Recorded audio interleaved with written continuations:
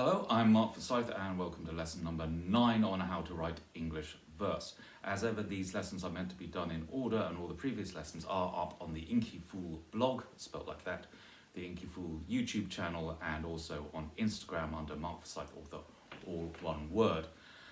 Today we're going to do the limerick, which is a lot less frightening sounding than trochaic substitutions. It's one of the most familiar forms. I'm going to assume that you know what a limerick is roughly. You know, there was a young girl from Verona who'd had only one careful owner. He said, "You're my Juliet, I'll always love you yet."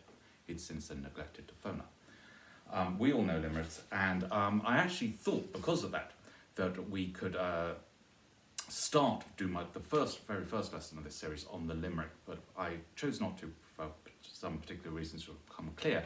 But all of this, these lessons, go back to a particular moment when I was about 15 and I was in an English lesson, and the teacher, Dr. Day, said, "In English poetry, rhythm is much more important than rhyme." And I remember sitting at my desk feeling very unpersuaded by that, in the way that a silly 15-year-old schoolboy does. And he said, "You can prove that with this limerick. There was a young man from Dundee who was stung on the leg by a wasp. When asked does it hurt, he said yes it does. I'm so glad it wasn't a hornet." And I remember it was a moment that's burned on my memory, because that's where my formal interest in English verse started, because that's very, very definitely a limerick, despite the fact there are no rhymes, because it has the limerick rhythm. And I've made a diagram of the limerick rhythm here, because my aim in life is always to take things which are fun and then stamp on them until they're really, really boring, because a chap needs a hobby.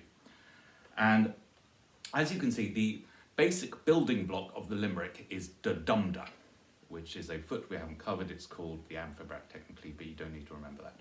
The point is that the first two lines are 3 da-dum-das long. It goes da-dum-da, da-dum-da, da-dum-da, da-dum-da, da-dum-da, da-dum-da. The third and fourth lines are 2 da-dum-das long. Da-dum-da, da-dum-da, da-dum-da, da-dum-da. And the fifth line is 3 da-dum-das long. Da-dum-da, da-dum-da, da-dum-da. Now, the reason I didn't do the first lesson on limericks is that, of course, we had to learn, as we did 3 lessons ago, I think, that it is always possible in English verse to cut off the last unstressed syllable of the line. It's also always possible to add on an unstressed syllable at the beginning of the line. So if you did that, you will see it turns into sort of anapiece. Da-da-dum, da-da-dum, da-da-dum, da-da-dum, da-da-dum, da-da-dum. And I thought it would only confuse you to start with that. But this is the pure and the classic limerick. And I know how silly the term pure and classic limerick is, but there we are. And in the pure and the classic limerick, that first da-dum-da is there was a. And the second da-dum-da is young man from, or young girl from. And the third da-dum-da is a 3-syllable place name with the stress on the middle syllable. So Darjeeling, or Wyoming, or Verona, or Vienna, whatever it happens to be. And you can, of course, do a 2-syllable place name here at the end. You could make it Sweden or Norway, stressed on the first syllable there. Sweden, Norway, Denmark, Finland. But if you're going to do that, then you have to add in an extra unstressed syllable in here. And it's very easy to do that, because you just change girl to lady or man to fellow. So there was a young lady from Sweden, whatever it happens to be. Obviously, when you're writing this, never end with a difficult rhyme. Something like London, for example, which has no rhymes at all, because London is the great unrhymable city. Apart from Edmund Blunden, he doesn't count. But what I'm going to ask you, obviously your homework for today will be write a limerick. And try and write the most classic, most pure limerick that you possibly can. Use this. Pause this video and note it all down and write your limerick in the middle there. And try and make it 9 syllables. Write the pure limerick, the absolutely pure limerick. It's obviously possible to mess around on the limerick, but as an exercise, write the pure one.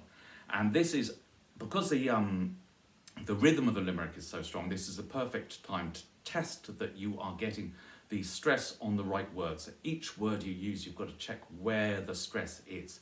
And you've got to make sure that you're putting the emphasis on the right syllable, the one that's natural in the English language, or the English language.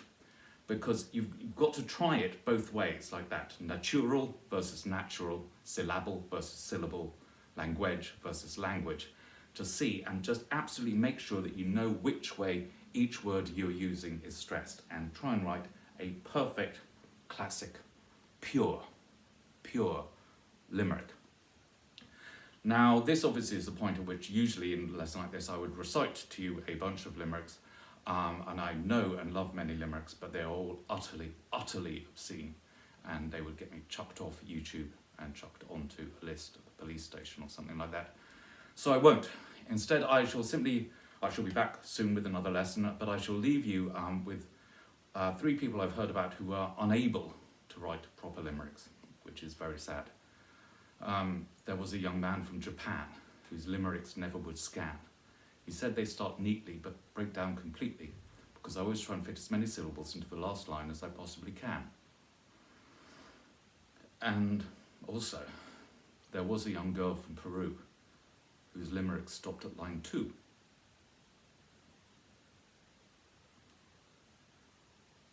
And finally, there was a young man from Verdun